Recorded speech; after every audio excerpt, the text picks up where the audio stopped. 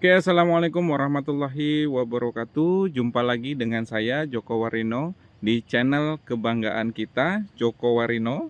Ya, hari ini saya ingin melakukan proses pemupukan kembali untuk tanaman saya yang usianya sekitar 6 sampai 7 tahun.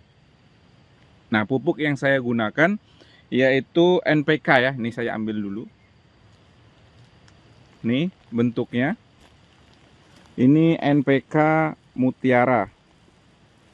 Nanti kalian bisa juga menggunakan NPK yang lain ya. Bisa NPK dari Pak Tani, kemudian dari Maroke. Nanti ada juga NPK dengan kadar yang berbeda-beda. Kalau yang ini yang saya gunakan 16 16 16. Artinya 16% itu N nitrogen, kemudian 16% fosfor, kemudian 16% kalium. Jadi seimbang ya. Sebenarnya apa sih manfaatnya NPK untuk tanaman? Kita ketahui bahwa NP dan K itu merupakan salah satu unsur esensial. Esensial itu unsur yang tidak bisa digantikan oleh unsur hara lainnya. Dan termasuk juga unsur hara makro ya.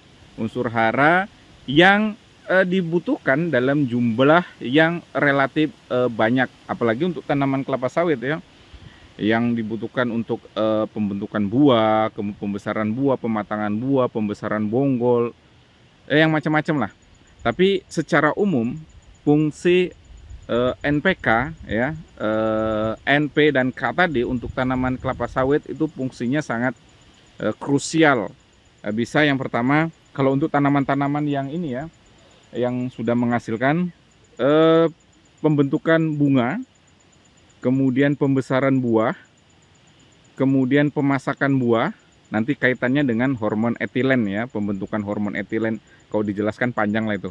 Tapi intinya itu ya, pembungaan, pembesaran, dan pemasakan buah. Kemudian untuk P-nya secara khususnya itu untuk ini ya, penguatan akar.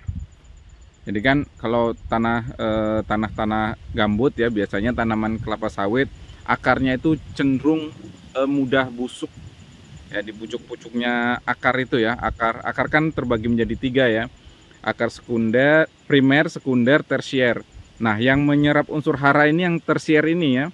Tersier ini kalau ini sudah terjadi proses pembusukan, maka proses penyerapan unsur hara ke tanaman itu akan terganggu. Maka dengan pemberian P diharapkan akar ini kuat ya, tidak terjadi proses pembusukan, sehingga penyerapan unsur hara juga berjalan dengan baik. Nah, kalau untuk K-nya itu bisa sebenarnya kompleks ya. Kompleks, membantu proses metabolisme dalam tanaman, membantu fotosintesis juga bisa, kemudian pembesaran batang juga bisa. K itu lebih cenderung biar nggak batangnya kuat kokoh gitu ya. Tapi nitrogen juga pengaruhnya juga sama sebenarnya. Jadi saling berkaitan lah ya antara N, P dan juga K. Jadi pemberian pupuk itu harus dilakukan secara seimbang. Jangan hanya kita dalam 1 tahun tuh jangan urea saja, pemberian nitrogen aja, atau pemberian KCl aja, atau bahkan pemberian borak saja. Nah, itu proses yang kurang tepat. Jadi yang tepat itu sebenarnya kita memberikan pupuk yang berbeda-beda dalam jangka waktu tertentu.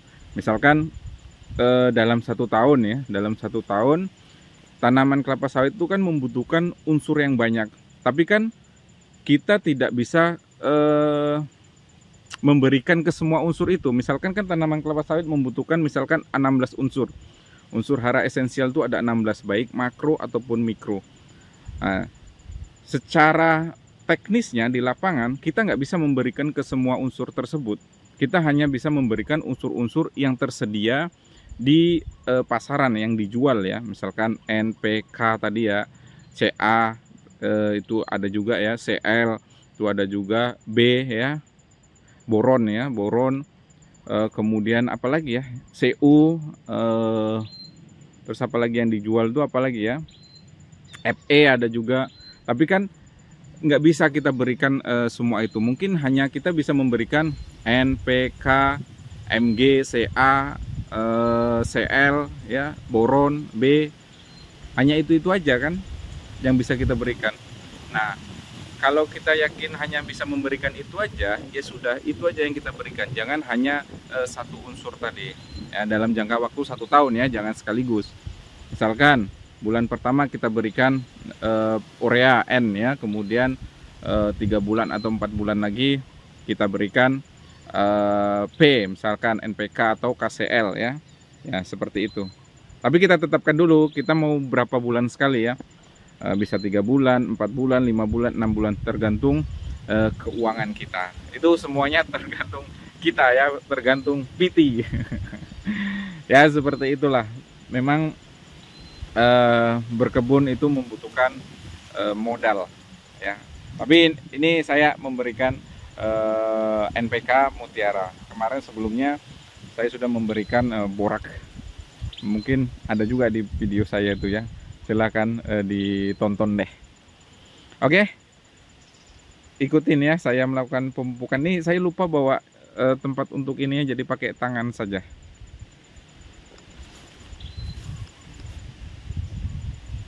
Oh ya, untuk dosisnya sendiri ini saya menggunakan 1 kg per tanaman. Oke.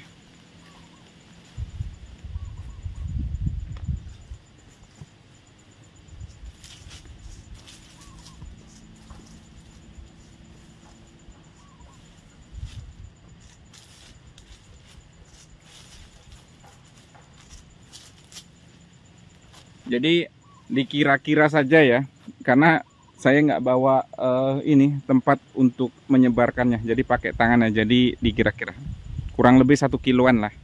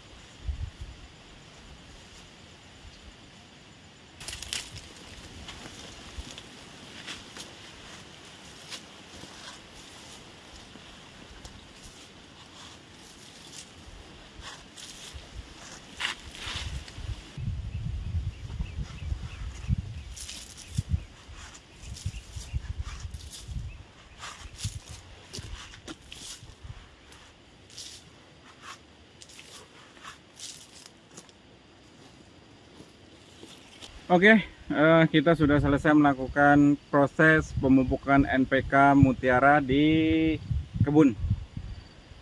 Semoga pupuk yang saya berikan bisa berdampak signifikan terhadap perkembangan tanaman kelapa sawit ya. Salah satunya untuk buahnya ya. Yang penting itu. Oke, semoga kalian juga bisa melakukan pemupukan, perawatan dengan baik di kebun-kebun kalian semua. Nah, untuk teman-teman yang belum memiliki kebun, saya doakan semoga cepat bisa membeli kebun. Oke, terima kasih. Saya akhiri. Assalamualaikum warahmatullahi wabarakatuh.